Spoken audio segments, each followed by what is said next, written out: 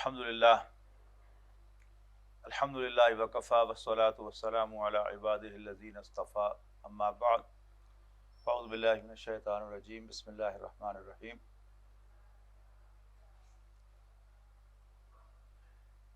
ہاں جی، ایک سوال تو جو آیا ہوا ہے آن لائن کسی خاتون کی طرف سے، اور انہوں نے پوچھا ہوا ہے کہ مرد جو ہیں وہ تقاضا کرتے ہیں بیویوں سے کہ وہ ماڈل بن کے رہیں، جو کہ گھر کے کام کاج میں ان کے لیے ممکن نہیں ہوتا۔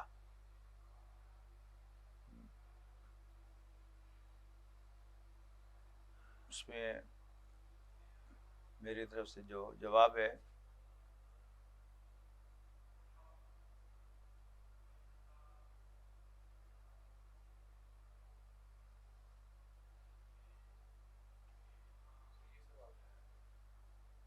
میرے پاس بھی آیا ہوا ہے۔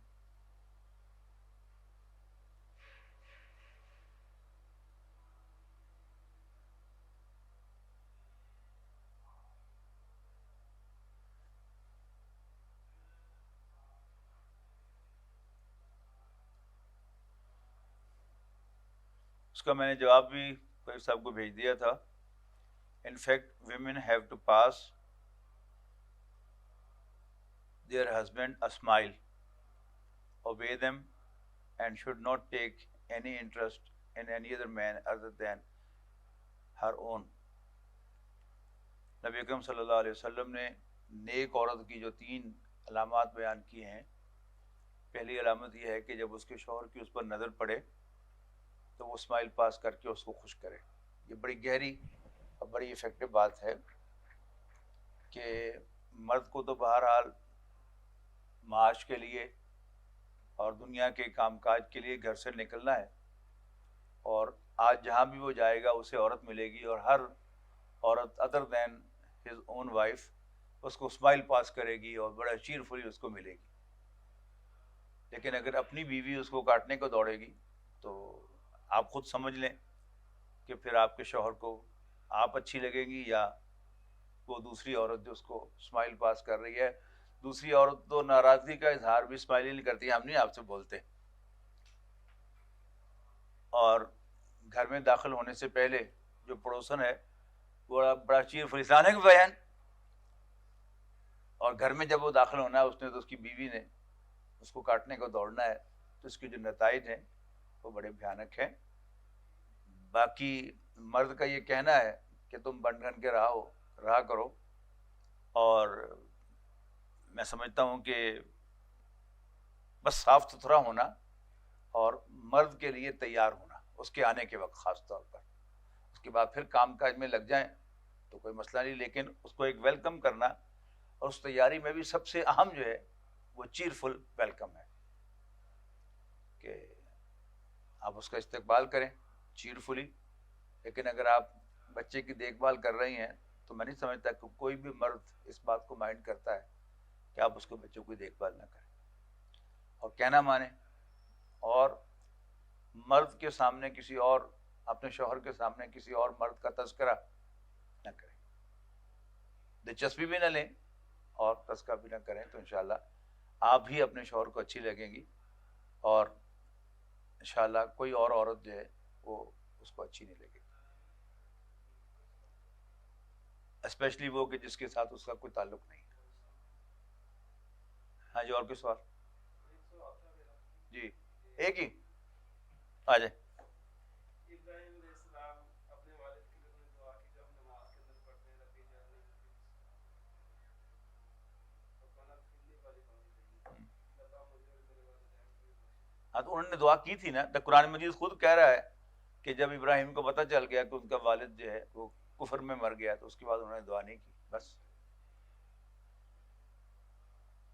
اب یہ ہمارا اصرار ہے کہ وہ پرانی دعا بھی ہم نے ضرور کرنی ہے، جبکہ خود قرآن مجید یہ مینشن کر رہا ہے کہ انہوں نے اس کے بعد دعا نہیں کی، لیکن وہ دعا والدین کے لیے جب تک اگر وہ صاحب ایمان ہیں تو ان کے کرنے کی ہے، کافر ہیں تو بھی اس امید سے کہ وہ ایمان لائیں گے اور اللہ تعالیٰ ان کو بخشے گا، کی جا سکتی ہے، لیکن جب کنڈیشن بدل گئی تو پھر ہمارا اصرار جو ہے وہ جائز نہیں ہے اس پر۔ جی زنا کے بارے میں تھوڑا سا ڈیفائن کر دیں،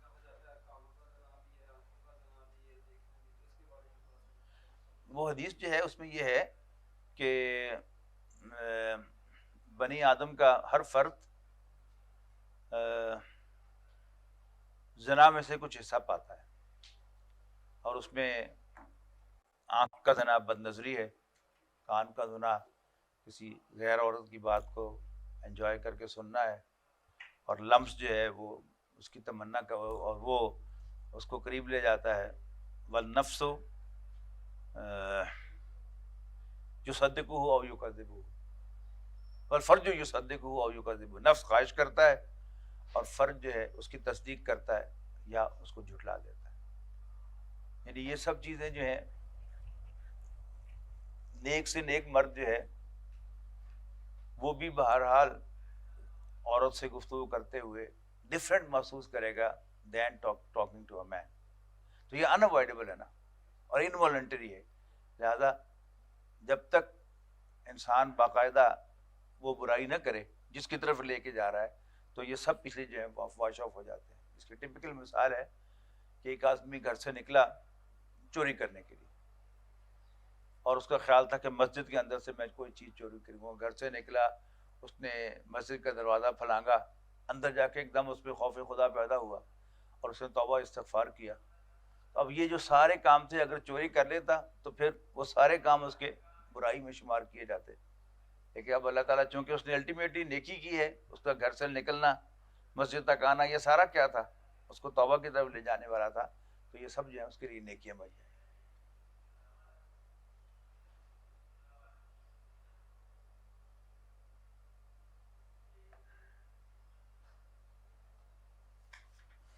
باجی جی کوئی سوال؟ عثمان ابھی سب کو بلا لو، پھر سوالات نہیں ہیں جی۔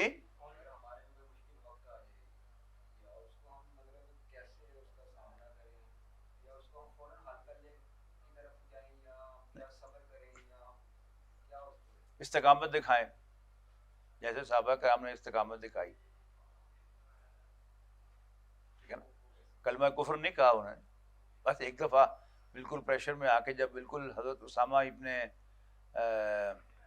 کیا ان کا نام ہے، عمار ابن یاسر رضی اللہ تعالیٰ عنہ کے سامنے ان کے والد کو قتل کیا گیا، ان کی والدہ کو بے دردی سے شہید کیا گیا، اور پھر ان کی ہمت جواب دے گئی، تو انہوں نے جان بچانے کے لیے کلمہ کفر کہہ دیا، اور پھر فوراً نبی اکرم صلی اللہ علیہ وسلم کی خدمت میں حاضر ہوئے کہ اللہ کے رسول میں یہ کر بیٹھا ہوں۔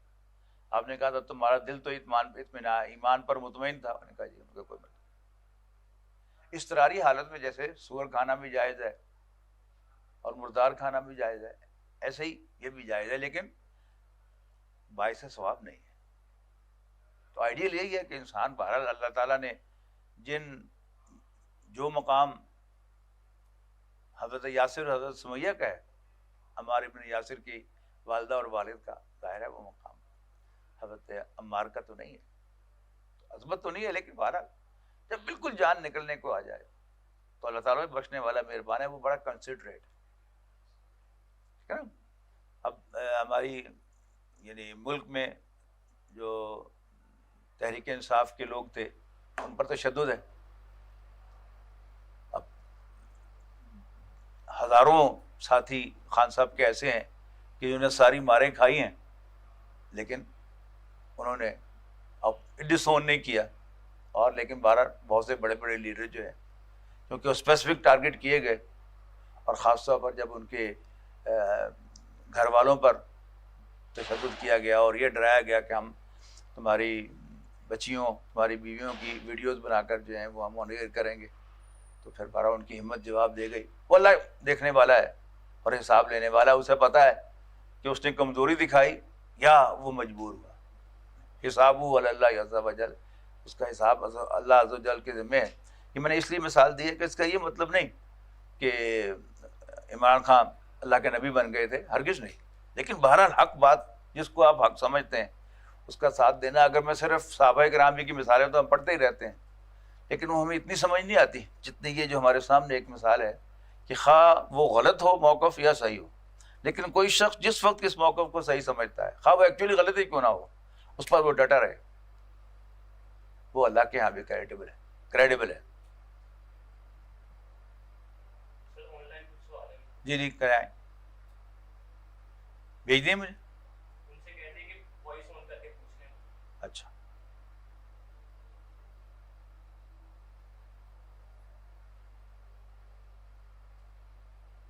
آپ کے پاس بھی ہے؟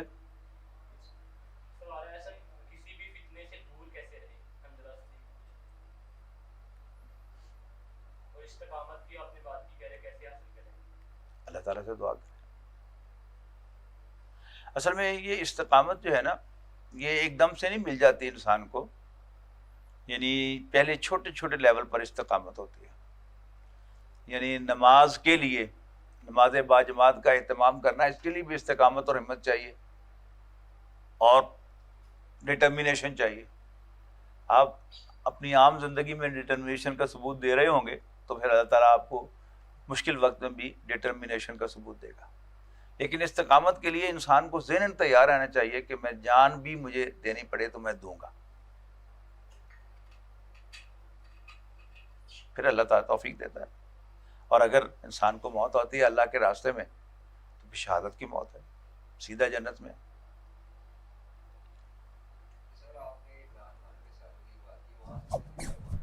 جی عمران خان کے ساتھیوں کی آپ نے ایک بات کی ہے, وہاں سے میرے دل میں ایک پوائنٹ ہے کہ اگر مثال طور پہ ایک بندہ ہے وہ مطلب آل آؤٹ جانا چاہ رہا ہے کہ میں اپنا اس مقصد پہ میں نے قائم رہنا ہے, لیکن اس کے جو رشتہ دار ہیں یا اس کے عزیز ہیں وہ مجبوری بن رہے ہیں, وہ کمزور ہو گئے اس کے. وہ اللہ کا قیامت کے دن جو حساب ہے وہ انڈیویجول حساب ہے. اللہ تعالیٰ جانتا ہے کہ وہ کتنے مجبور تھے, یا انہوں نے کم ہمتی دکھائی ہے. کم ہمتی دکھائی ہے تو مجرم ہے, اور اگر واقعی وہ مجبور ہو گئے تھے, اس لاسٹ لمٹ پہ پہنچ گئے تھے, تو اللہ تعالیٰ نے ہمت بھی تمام لوگوں کو برابر نہیں دی. آپ کو شاید زیادہ ہمت دی ہو, مجھے کم دی ہو, ٹھیک ہے نا, اور آپ کو کم دی ہو, ان کو زیادہ دی ہو. تو اللہ تعالیٰ کے یہاں سارا حساب, غلطی نہیں ہو سکتی وہاں پر. میں اسیسمنٹ میں غلطی کر سکتا ہوں, اللہ تعالیٰ کے یہاں غلطی کا کوئی امکان نہیں. لیکن جیسا آپ نے ڈسکس کیا کہ جیسے آپ کے پوائنٹ سے آپ کی میں نے واضح کیا ہے, مجھے پتا تھا یہ سوال آپ کریں گے مجھ سے. میں نے واضح کیا ہے کہ خواہ کوئی چیز اپنی جگہ پر کتنی غلط ہو, لیکن جس وقت آپ اس کو صحیح سمجھتے ہیں تو آپ کی ذمہ داری کیا ہے کہ آپ اس کے ساتھ کھڑے. میرا اس میں سوال یہ کہ میں اپنی مثال دوں, میں ایک مقصد کے لیے نا آل آؤٹ جانے کے لیے تیار ہوں, لیکن جو میرے ارد گرد میرے عزیز و قریب میرے ماں باپ ہیں یا میرے بہن بھائی ہیں, وہ تو پریشر ڈالیں گے آپ پر, وہ کمزوری دکھا رہے ہیں. وہ تو آپ کو پریشر ڈالیں گے, آپ کو وہ تو پریشر ڈالیں گے. آپ داڑھی رکھنے کا آج فیصلہ کریں, وہ کوئی جہاد تو نہیں ہے, لیکن آپ پر اتنا پریشر آئے گا اپنے گھر والوں کو جس کی کوئی حد نہیں ہے. You have to meet that pressure. ایک طرف اللہ کے رسول کا حکم ہے کہ داڑھیوں کو چھوڑو اور مونچھوں کو تراشو, ایک طرف والدین, ٹھیک ہے, بس ان کی نہ بےعزتی کرنی ہے نہ ان سے لڑنا ہے, بس ڈٹے رہنا ہے اور چپ رہنا ہے اور ان کی دعا کرنی ہے, ٹھیک ہے نا. باقی کوئی انبیاء کے بعد کوئی آدمی معصوم نہیں ہے, اس میں غلطیاں کوتاہیاں ہوں گی, لیکن یعنی بالکل دین سے ہٹ کر ایک سیکولر شاعر کا وہ مشہور سٹینزا ہے, not gold but only men can make a people great and strong, men who for truth and honor's sake steadfast and suffer long. جی وعلیکم السلام. جی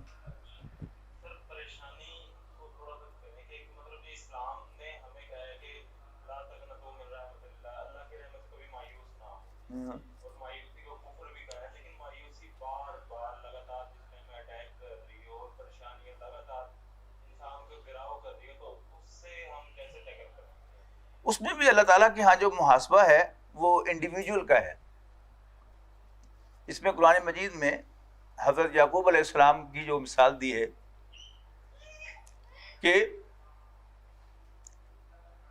10 سال گزر گئے, کئی اشرے گزر گئے حضرت یوسف علیہ السلام کو ان سے بچھڑے ہوئے, اور پھر بنیامین کو بھی کئی سال گزر گئے, یا کم سے کم 1 سال تو گزرا نا. لیکن انہیں بیٹوں سے کہا یا بنی اذهبوا وتحسسوا من یوسف واخیہ ولا تیأسوا من روح اللہ. بیٹو جاؤ یوسف اور اس کے بھائی کو تلاش کرو اور دیکھنا اللہ کی رحمت سے مایوس نہ ہونا. اللہ کی رحمت سے تو مایوس تو صرف کافر ہی ہوا کرتے ہیں. اگرچہ اب ان کو غم اتنا ہے کہ رو رو کے ان کی آنکھیں سفید ہو گئی ہیں, بینائی ختم ہو گئی ہے, لیکن ابھی تک دل سے ہوپ انہوں نے ختم نہیں کی کہ اللہ قادر ہے. تو جو نیچرلی انسان کو رونا آئے غیر ارادی طور پر, دل دکھے, اس پر تو آپ کا کنٹرول نہیں ہے. اگر کنٹرول نہیں ہے تو جواب دہی بھی نہیں ہے. تو جواب دہی آپ کی ہے. لا یکلف اللہ نفسا الا وسعها. اللہ تعالیٰ کسی شخص کو اکاؤنٹیبل نہیں بنائے گا مگر اس کی کیپیسٹی, اس کی وسعت کے مطابق. اللہ تعالیٰ کو پتا ہے کہ اس نے مجھے کتنی ہمت دی ہے, کتنی طاقت دی ہے, اس کے مطابق میرا محاسبہ کر لیا. Very simple.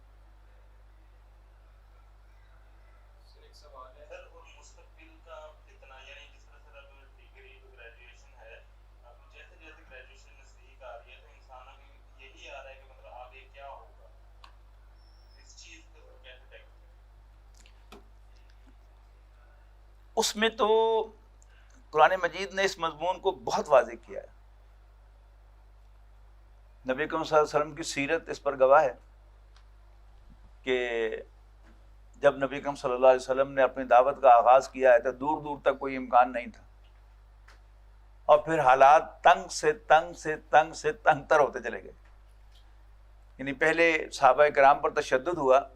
نبی اکرم صلی اللہ علیہ وسلم کو ابو طالب کی سرپرستی میں ایک پروٹیکشن حاصل رہی بنو ہاشم کی, لیکن 7ویں سال کے شروع میں پہلے مہینے میں محرم کے اندر بنو ہاشم کا بائیکاٹ کر دیا گیا اور پورے بنو ہاشم کو قید کر دیا گیا ایک تنگ گھاٹی کے اندر.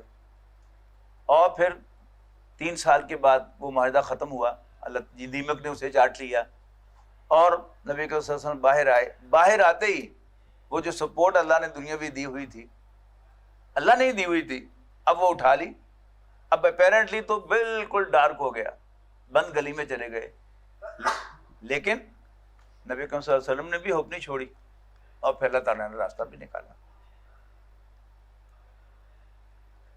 بس یہ یقین ہونا چاہیے کہ کچھ نہیں ہوتا سوائے اللہ کی اجازت سے. مجھے آپ نے فرمایا کہ ساری دنیا بھی ایک طرف ہو جائے, تمہیں کوئی نقصان پہنچانے کے لیے تمہارا کچھ نہیں بگاڑ سکتے مگر اتنا ہی نقصان پہنچائیں گے جتنا اللہ نے تمہارے خلاف لکھا ہے. اور اگر سارے لوگ جمع ہو جائیں تمہیں فائدہ پہنچانے کے لیے تو کچھ فائدہ نہیں پہنچا سکتے مگر صرف اتنا جتنا اللہ نے تمہارے حق میں لکھا ہے. رفعت الاقلام, قلم اٹھائے لیے گئے تقدیر کے, جفت الصحف اور صحیفے خشک ہو گئے.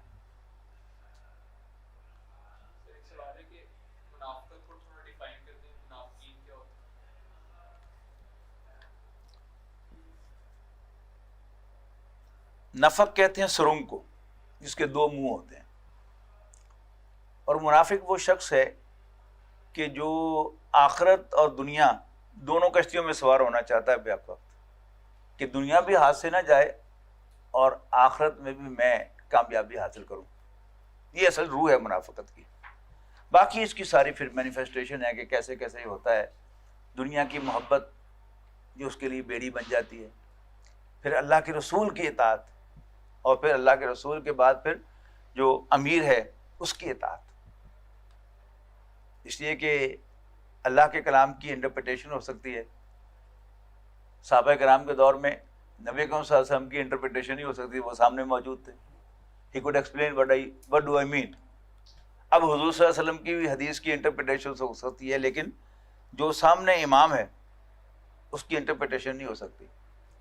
کہ نا نماز با جماعت میں کتنی سختی ہے کہ اگر امام بھول جائے تو اس کے ساتھ غلطی کرو, صرف اشارہ کرو اس کو سبحان اللہ کہہ کر کہ تم بھول گئے ہو, ایک اس کے ساتھ غلطی کرو اور اس کے ساتھ غلطی کو ریکٹیفائی کرو.